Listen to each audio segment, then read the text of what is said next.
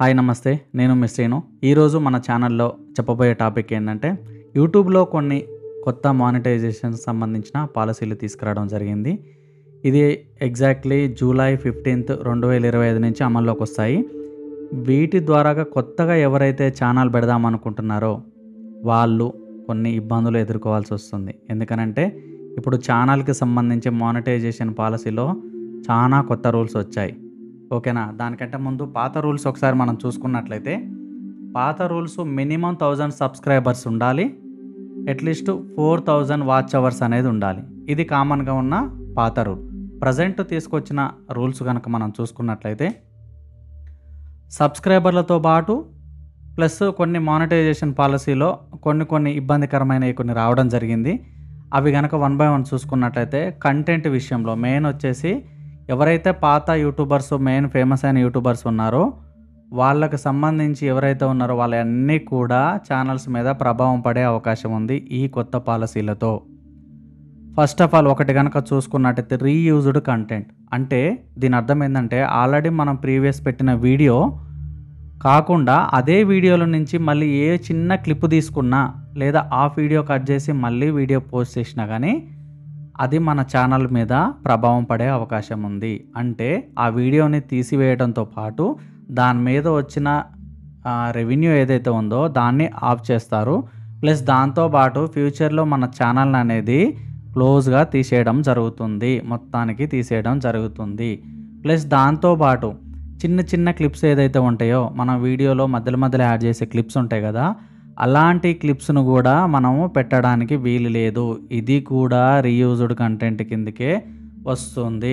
Plus దాంతోపాటు వేరే వాళ్ళ వీడియోస్ల నుంచి కొంచెం క్లిప్ను తీసి కొద్దిగా మానిటైజేషన్కి కొంచెం వీలుగా ఉండే విధంగా మాడిఫై చేసి కొన్ని ఛానల్స్లలో అప్లోడ్ చేసుకోవడం జరుగుతుంది. అలా చాలామంది చేస్తున్నారు.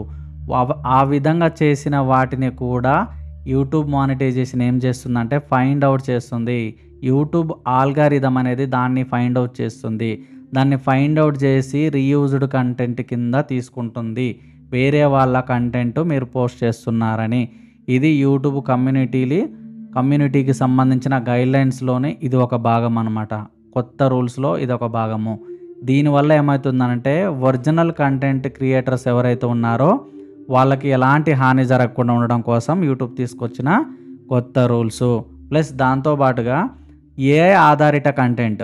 ఫర్ ఎగ్జాంపుల్ నేను ఒక వీడియోను పోస్ట్ చేశాను అనుకోండి, అందులో ఇప్పుడు నేను వీడియో క్రియేట్ చేయకుండా జనరేటర్ ఏఐ ద్వారాగా ఏఐ సహాయంతోనే వీడియో ఏమన్నా జనరేట్ చేయడం కానీ, థంబ్నెయిల్స్ ఏమన్నా జనరేట్ చేయటం కానీ, కంటెంట్కి మధ్యలో క్లిప్స్ ఏమన్నా జనరేట్ చేయటం కానీ, ఇలాంటిది ఏదైనా జనరేట్ చేసి మన వీడియోని కనుక పోస్ట్ చేసినట్టయితే అది ఏఐగా గుర్తించడం జరుగుతుంది. యూట్యూబ్ ఆల్గారిథం ఆల్రెడీ మన మానిటైజేషన్కి సంబంధించి వెరిఫికేషన్లో ఏఐ కంటెంట్ ఏదైనా ఉన్నా ఫైండ్ అవుట్ చేస్తుంది.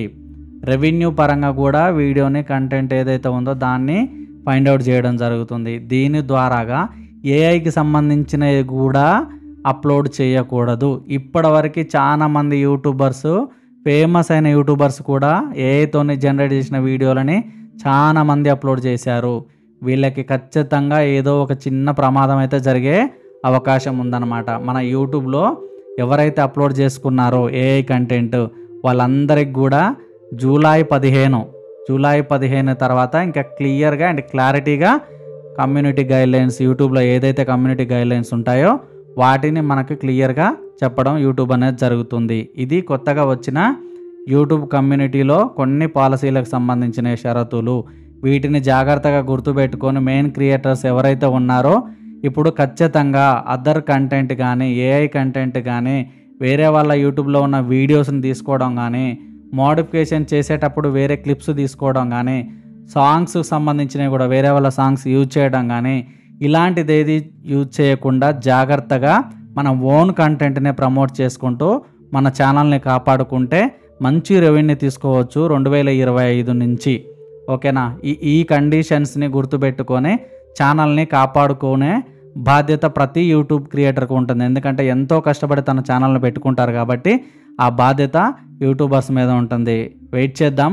జూలై 15, 2025 నుంచి కొత్తగా వచ్చే యూట్యూబ్ కమ్యూనిటీ గైడ్లైన్స్ అండ్ కొత్త రూల్స్ అండ్ రెగ్యులేషన్స్ అనేది చూడొచ్చు అనమాట.